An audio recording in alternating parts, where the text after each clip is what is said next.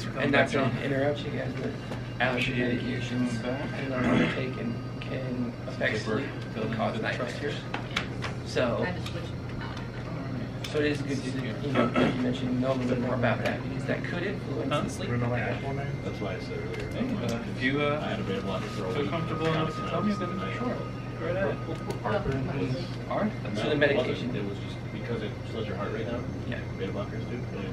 So like my resting heart rate was like I was asleep. What's your last name? Your last name? Huh? So you said that you didn't have any substance abuse issues, but that you did. You occasionally enjoy the presence of alcohol. How often would you say? So are there things that you guys found beneficial from the assessment that might be useful to go over more, or?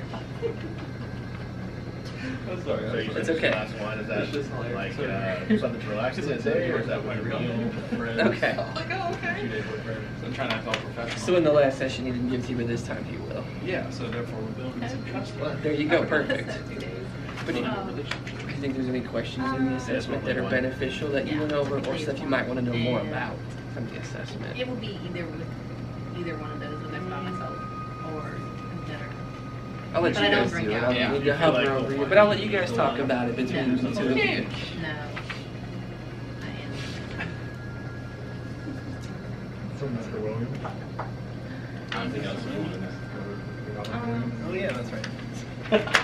You said you have lots of friends, but you didn't emphasize these close relationships. Freshman, I didn't even know. Because you meant, oh, okay. I thought, that most of them are between friendship and what's the other one? That's friendships. The other side of that, acquaintances. Okay. I just want to see right acquaintances. Keep that this way. Keep it. So do you have history? I'm going to mention this too. As we I have mentioned a- when we looked at the case study, be aware of anything that might rule out a diagnosis. Whether it be medical issues, biological, genetic things, medications, different stuff like that. So review those a bit too. See if those are any key points that you can pull out from the assessment you did. Would you agree you're not saying you have a relationship with your family? I have an okay relationship with my family. It just depends on what part of my family. What? Angry on. Saying my real name, so you might as well go. Like if you want to put on there, my dad's girlfriend said, hey, you should call your dad, he's not feeling good. And I called him 22 days ago and he still hasn't called me back. But it's my fault. You know why it's my fault? Not asking that. Has she had to tell you? So I'll have you guys review that another minute or two and then we'll start to wrap up. Alright.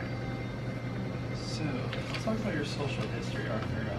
So, You mentioned here, you you said have that you often family overthink history. things. What is that? All of When it comes to history, overthinking, is that uncle, social? Is that your mom's side of the occupational, family, but educational? what about friends? Oh, yeah, Do you have any friends Can you give me an example? that you hang out with We're not, consistently, or right, like, No. education wise. you have no friends? Like, are you in the right degree or like, are you doing well? Alright. Do you use social media or no? And Social media doesn't exist. or less. Social media, you don't do social media? That doesn't exist. When do you normally overthink? Is there a certain time of day that comes into effect? Probably closer to like in Have you ever had friends in the past? Have you ever just had difficulty making friendships? I just have trust issues. Trust issues, I see.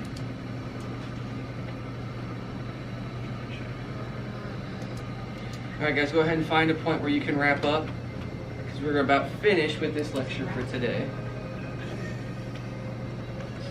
So did you guys come up with more key points or areas that you felt would help you a little bit more in the diagnosis with this client?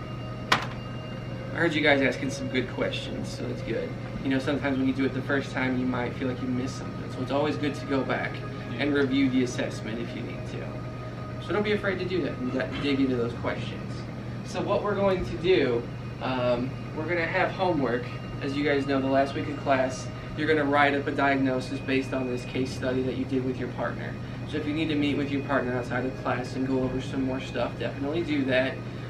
But I want you guys to come up with the diagnosis criteria. Justify why you came up with that diagnosis for your client, why you might have ruled out other things as well. We talked about that a little bit in here. So you know, go over that with them. Make sure that if you have a diagnosis, you can justify it based on the symptoms. Identify any key points that you pulled from the assessment, and by next week when we come back, make sure that you've got your assessment write-up available for us, because after we go over, after you turn those in, then we'll practice some of the other types of assessments so you guys feel a little more comfortable doing assessments, not just the initial comprehensive ones, but any kind that you might need to do. So you guys have any questions before we wrap up? Do you need these? You work on that with your partner. All right, you guys are free to go. Make sure you get those complete, and next week I look forward to reading your papers. You can keep that if you want. I won't need it.